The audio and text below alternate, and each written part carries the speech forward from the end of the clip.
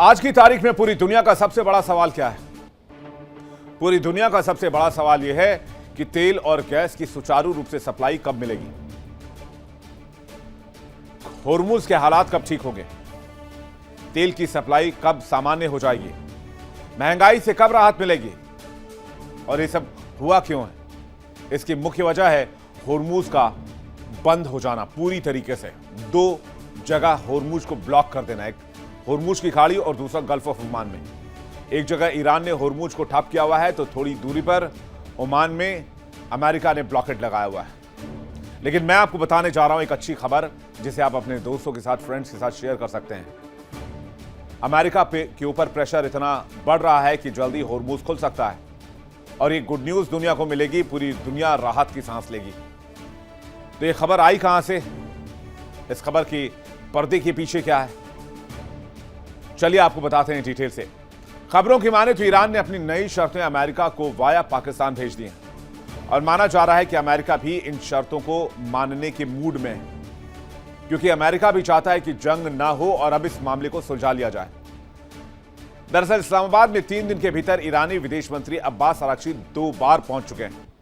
वहां पर पाकिस्तान में मुनीर और शहबाज शरीफ से मिले और ईरान की शर्तें बताई। खबर यह मिल रही है कि बहुत बड़ी डील पक रही है पर्दे के पीछे और जल्द ही इस डील पर मुहर भी लग सकती है। मे बी 48 आवर्स या सिर्फ 72 घंटे, क्योंकि 3 दिन में 2 बार पाकिस्तान का दौरा कर चुके हैं अराक्ची। पाकिस्तान के जरिए अपनी मांगों को अमेरिका तक पहुंचा चुके हैं अराक्ची। ईरान की शर्तें और कई सूत्रीय मांग को लेकर जो खत दी गई थी वो अमेरिका पहुंचा दी गई है। होर्मुज स्ट्रेट को खोलने पर दोनों देशों में अब डील हो सकती है।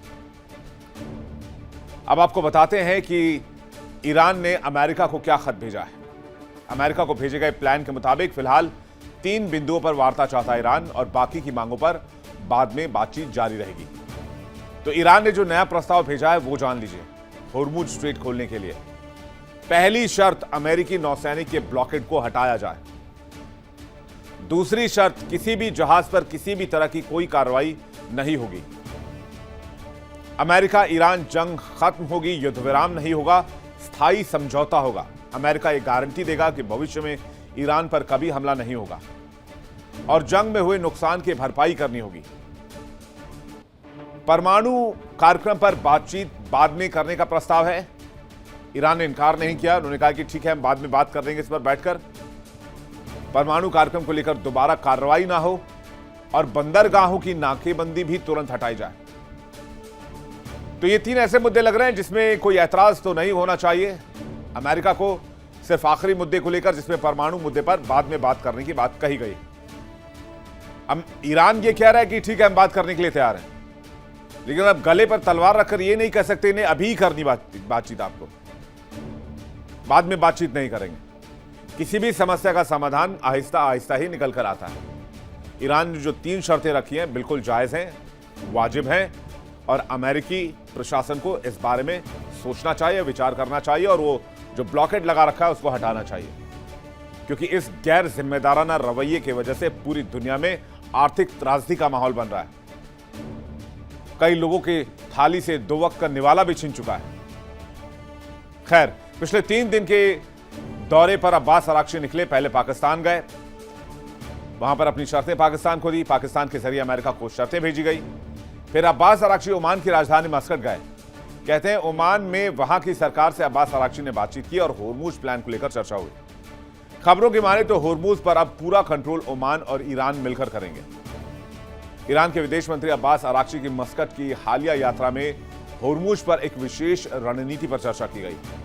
इस यात्रा का मुख्य उद्देश्य क्षेत्रीय सुरक्षा, विशेषकर होर्मुज से होने वाले व्यापार को सुरक्षित कैसे किया जाए। जो दुनिया का सबसे महत्वपूर्ण तेल और गैस मार्ग है, उसके बंद से क्या होता है ये आप जानते हैं। अब इसमें कोई प्रमाण देने की आवश्यकता नहीं है। अब वो सवाल पूछते थे ना, होर्मुज को ब्लॉक कर देगा ईरान तो क्या हो जाएगा, होर्मुज बंद कर देगा तो ईरान क्या हो जाएगा। तो वो अब हम प्रैक्टिकली देख रहे हैं कि होर्मुज बंद होने से क्या होता है। प्लान क्या है ओमान के साथ? प्लान यह है कि सुरक्षित व्यापार की रणनीति बनाई जाए, इसलिए अराक्ची मस्कट की यात्रा पर है। अराक्ची ने ओमान के अधिकारियों से मुलाकात की है। होर्मुज से जहाजों के सुरक्षित आवागमन पर चर्चा हुई है। होर्मुज पर नियंत्रण को लेकर दोनों पक्षों में बातचीत हुई है। स्ट्रेट ऑफ होर्मुज पर ईरान टोल वसूल सकता है। जल्दी होर्मुज पर टोल वसूली का काम शुरू हो सकता है। इसके लिए ईरान ओमान का समर्थन चाहता है, लेकिन एक खबर यह भी है कि ऑलरेडी ईरान इस इलाके में टोल वसूल रहा है, जिसे ईरानी केंद्रीय बैंक एजेंसी में जमा भी कराया गया है। होर्मुज में ओमान और ईरान दोनों तटीय देश हैं, इसलिए दोनों की समान जिम्मेदारी है कि इस इलाके को सुरक्षित रखा जाए। दोनों देशों ने बाहरी हस्तक्षेप बर्दाश्त न करने की बात कही है। क्षेत्रीय सुरक्षा ढांचे पर सहमति बनी है और होर्मुज से ब्लॉकेड हटाने के लिए ओमान से सहयोग की अपील की गई है। ईरान ने अपनी संपत्तियों को मुक्त कराने के लिए भी दबाव बनाया। अमेरिकी ब्लॉकेड हटाने के लिए भी ओमान से दबाव बनाने की अपील की गई है। अब्बास अराक्ची की पाकिस्तान के माध्यम से ईरान और अमेरिका के बीच चल रही मध्यस्थता प्रयासों का हिस्सा भी सामने आ रहा है। ओमान में बातचीत के बाद वो फिर से इस्लामाबाद लौटे और पाकिस्तान के जरिए अमेरिका को बताया कि अगर अमेरिका ईरान की बात मान लेगा तो होर्मुज तत्काल खोल दिया जाएगा, लेकिन बदले में पहले अमेरिका को नेवल ब्लॉकेड हटाना होगा। पाकिस्तान और ओमान की यात्रा के बाद ईरानी विदेश मंत्री पहुंच गए हैं रूस। ये तस्वीरें सेंट पीटर्सबर्ग की हैं। ये देखिए, सेंट पीटर्सबर्ग में जहां पर अब्बास अराक्ची पहुंचे तो उनको वेलकम करने के लिए वहां पर पूरा रूसी डेलीगेशन मौजूद था। अब जो मुलाकात उनकी रूसी राष्ट्रपति के साथ चल रही है वो एक राजनयिक यात्रा का हिस्सा है, जिसका मुख्य उद्देश्य ईरान के मौजूदा हालात पर चर्चा करना। जरा फुल स्क्रीन तस्वीर देखिए कैसे उनका वेलकम किया गया एयरपोर्ट पर।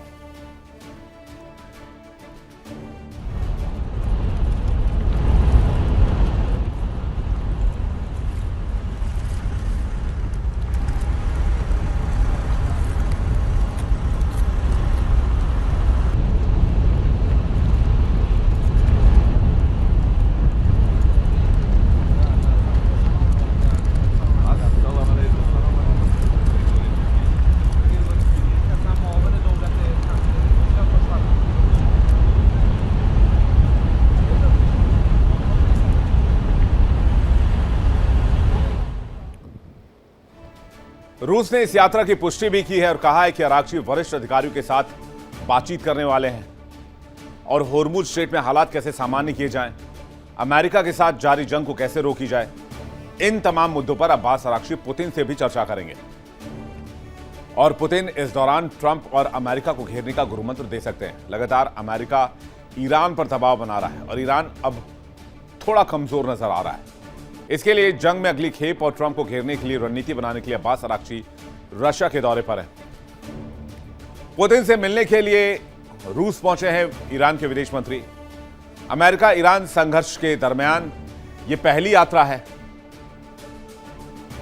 अमेरिका के खिलाफ रणनीति पर चर्चा संभव है। जंग की और हथियारों की जरूरत हो सकती है, तो क्या रशिया ये कमी पूरी करेगा? और अब्बास अराक्ची की रूस यात्रा से जाहिर सी बात है डोनाल्ड ट्रंप पर भी प्रेशर बिल्ड होगा कि ट्रंप जल्दी से जल्दी डील कर ले।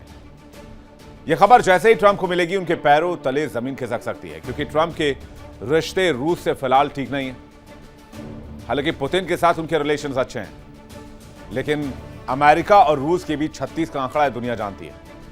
अराक्ची की यात्रा से रूस और ईरान के व्यापार को गति मिलेगी। डॉलर को कमजोर करने की प्लानिंग रची जाएगी। दोनों देश एक दूसरे को टेक्नोलॉजी दे सकते हैं, क्योंकि दोनों देश जंग में फंसे हुए हैं।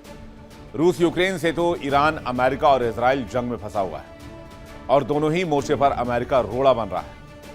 अमेरिका ईरान को परमाणु हथियार ना बनाने की धमकी देता नजर आ रहा है। उधर अमेरिका ने कहा है कि ईरान का एनरिच्ड यूरेनियम वो अपने कब्जे में लेगा, लेकिन ईरान ने इसे सिरे से खारिज कर दिया है। रूस और ईरान के बीच परमाणु संबंध मुख्य रूप से तकनीकी सहयोग, बुशार परमाणु ऊर्जा संयंत्र के निर्माण और ईंधन आपूर्ति पर केंद्रित है। रूस ने ईरान के 1000 मेगावाट के बुशहर रिएक्टर के लिए ईंधन की आपूर्ति और निर्माण में अहम भूमिका निभाई है। वर्तमान में रूस ईरान से संवर्धित यूरेनियम को बाहर ले जाने में मदद करने को तैयार है, जो परमाणु समझौते के लिए बहुत महत्वपूर्ण है। रूस की मदद से बुशहर में परमाणु रिएक्टर तैयार किया गया। 600 से ज्यादा रूसी कर्मी साइट पर तैनात हैं, लेकिन बढ़ते तनाव के बीच आंशिक निकासी भी शुरू कर दी गई। सिर्क में 4 नए परमाणु संयंत्र बनाने की योजना है। रूस ईरान के बीच $25 अरब का समझौता है। छोटे मॉड्यूलर रिएक्टर पर फोकस बढ़ाया जा रहा है। संवर्धित यूरेनियम वापस लेने में रूस की भूमिका है। संकट के बीच फिर मॉस्को सहयोग के लिए तैयार है, परमाणु संतुलन बनाए रखने की रणनीति है। लेकिन इसके पीछे रणनीतिक गेम क्या है?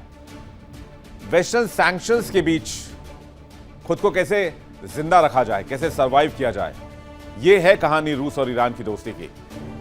और दूसरा यह कि वेस्टर्न सैंक्शंस को कैसे कमजोर किया जाए और अमेरिका पर कैसे प्रेशर बनाया जाए। और इसमें हैरत नहीं होनी चाहिए कि अब्बास अराक्ची अगर अचानक चाइना के दौरे पर चले जाते हैं तो। इसके अलावा रूस तकनीकी सहायता भी देता रहा है, ईरान में परमाणु ऊर्जा को लेकर काम करता रहा है, साथ ही अंतर्राष्ट्रीय चिंताओं को कम करने के लिए मध्यस्थ की भूमिका भी निभाता है। अराक्ची की इस रूस यात्रा से यह तय होगा कि ईरान प्लानिंग क्या कर रहा है और आगे क्या करने वाला है। कहते हैं रूस और ईरान के बीच रक्षा सहयोग खास तौर से 2022 के बाद काफी गहरा हुआ।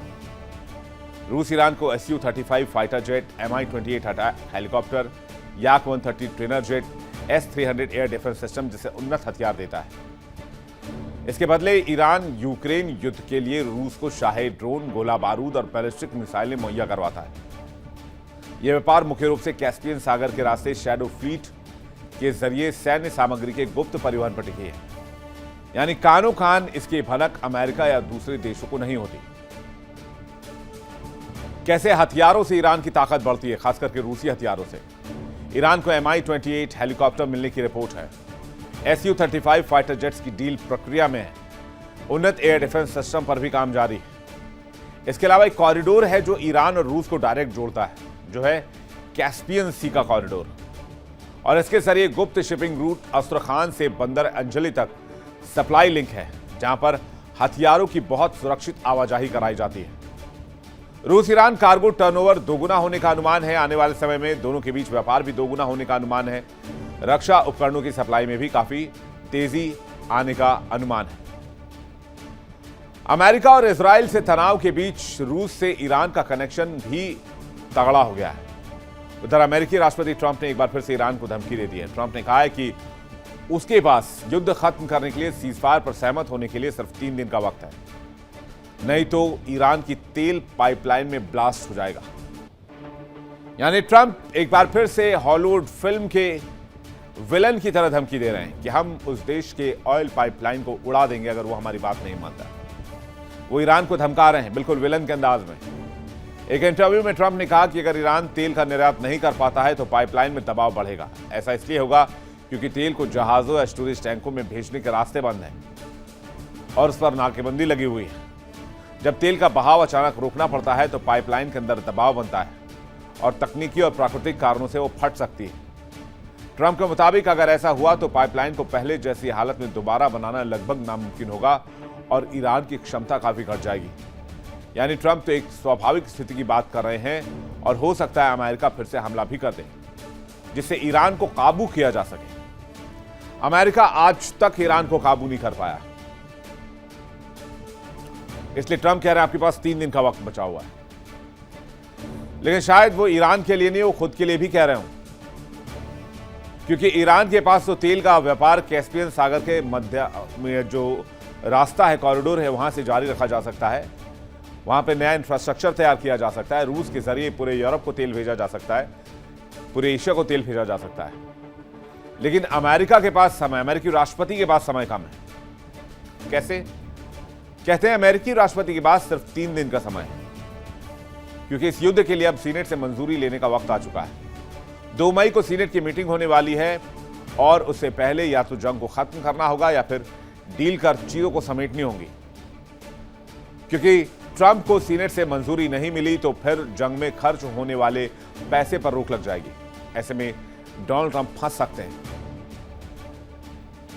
ट्रंप के पास इस जंग को रोकने के लिए अब 3 दिन ही बचे हैं। 3 दिन के अंदर जंग को खत्म करने का ऐलान करना होगा। 2 मई से पहले युद्ध के लिए संसद की मंजूरी जरूरी है। 28 फरवरी को ईरान के साथ युद्ध शुरू हुआ था। 100 सदस्यों वाली सीनेट में ट्रंप के 53 सांसद हैं। ट्रंप की पार्टी के 10 सांसद युद्ध के खिलाफ हैं। ट्रंप समय सीमा को नजरअंदाज कर सकते हैं। ट्रंप खुद को हमेशा से कानून के ऊपर देखते हैं। 2011 में ओबामा ने लीबिया में ऐसा ही किया था। 60 दिन से ज्यादा सैन्य कार्रवाई जारी रखी थी। डोनाल्ड ट्रंप ही नियमों की अनदेखी कर सकते हैं। जंग में फिलहाल अनिश्चितकालीन सीजफायर है। ईरान अमेरिका में कोई डील नहीं हुई है और ईरान अमेरिका में फिर से कभी भी जंग संभव है। लेकिन खबर यह भी आ रही है कि पुतिन मीडिएशन कर सकते हैं, क्योंकि पाकिस्तान की मीडिएशन फेल हो चुकी है, ये सभी जानते हैं। और ये बात ईरान के लीडर्स भी कह रहे हैं। ईरान के लीडर्स का कहना है कि पाकिस्तान अमेरिका की भाषा बोलता है, वो ईरानी डेलीगेशन की बात ही नहीं मानता, वो अमेरिका से एक सवाल नहीं पूछ सकते। ये लोग अमेरिका के प्रॉक्सी की तरह एक्ट कर रहे हैं, ये कोई मीडिएटर नहीं है। तो इंपॉर्टेंट ये है कि व्लादिमीर पुतिन क्या इस जंग को सॉल्व करा सकते हैं। लेकिन एक और बड़ी बात है कि पुतिन खुद जंग में फंसे हुए हैं। इधर ईरान ने कहा है कि पाकिस्तान मध्यस्थता करने लायक नहीं है, बल्कि वो अमेरिका के पक्ष में झुका हुआ है। ट्रंप और अमेरिका के खिलाफ कुछ नहीं कहना चाहता। तो क्या अब शांति कराने का जो पाला है वो पुतिन के हाथों में, गेंद पुतिन के हाथों में दे दी गई है। एक रिपोर्ट यह भी आई है कि जिस पर अमेरिका को कभी विश्वास नहीं होगा, ईरान ने अपने पुराने F-5 टाइगर 2 लड़ाकू विमानों का उपयोग करके कुवैत के अमेरिकी सैन्य ठिकानों जैसे कैंप बोहरिंग पर बमबारी की है। यह हमला अमेरिकी एयर डिफेंस सिस्टम को चकमा देकर किया गया, जो ऑपरेशन एपिक फ्यूरी के दौरान ईरान की एक बड़ी सैन्य सफलता मानी जा रही है। तो कैसे इस अटैक को अंजाम दिया गया है? लो ऑल्टीट्यूड अटैक का इस्तेमाल किया गया। बेहद कम ऊंचाई पर उड़ान भरी गई, रडार की पकड़ से बाहर रहा फाइटर जेट, पैट्रियट मिसाइल प्रणाली को चकमा दे गया, टेरेन का इस्तेमाल कर छिपकर मूवमेंट की, मल्टी लेयर डिफेंस में ईरान ने सेंध लगा दी, रडार क्षितिज की सीमा का उपयोग किया, बैटरी कवरेज के ब्लाइंड स्पॉट पर फोकस किया, क्लोज रेंज डिफेंस के बीच भी दूरी जो है उसका फायदा उठाया। अचानक कुवैत में अमेरिकी ठिकानों पर हमला हुआ, रडार से बचकर ईरानी जेट्स की एंट्री हुई, एयर डिफेंस को प्रतिक्रिया का समय नहीं मिला, एयरबेस पर तेज अटैक और फिर तुरंत एग्जिट। लेकिन मशीन पुरानी, चाल नहीं। शीत युद्ध का यह सबसे पुराना प्लेटफॉर्म है, आधुनिक हथियारों से अपग्रेड कर दिया गया है। रणनीति से तकनीक भारी पड़ती है, यह इस हमले के बाद समझ आता है। इस हमले में अमेरिकी ठिकानों को व्यापक नुकसान पहुंचा, जिसमें गोदाम, हैंगर, रडार सिस्टम, विमान शामिल है। यह घटना अमेरिकी रक्षा प्रणाली के लिए, एयर डिफेंस के लिए एक बहुत बड़ी चुनौती बन चुकी है। यानी अपने पुराने प्लेन में ईरान ने अमेरिका की कमर तोड़कर रख दी। ईरान अमेरिका जंग में अब सबकी नजर पुतिन की ओर है। मॉस्को से क्या संदेश आता है? क्योंकि आराक्ची मॉस्को पहुंच चुके हैं। तस्वीर आपको दिखाते हैं उनके मॉस्को पहुंचने की। मॉस्को से वापस आने के बाद साफ हो जाएगा कि होर्मुज पर जंग की स्थिति बनी रहेगी या फिर नया समझौता होगा।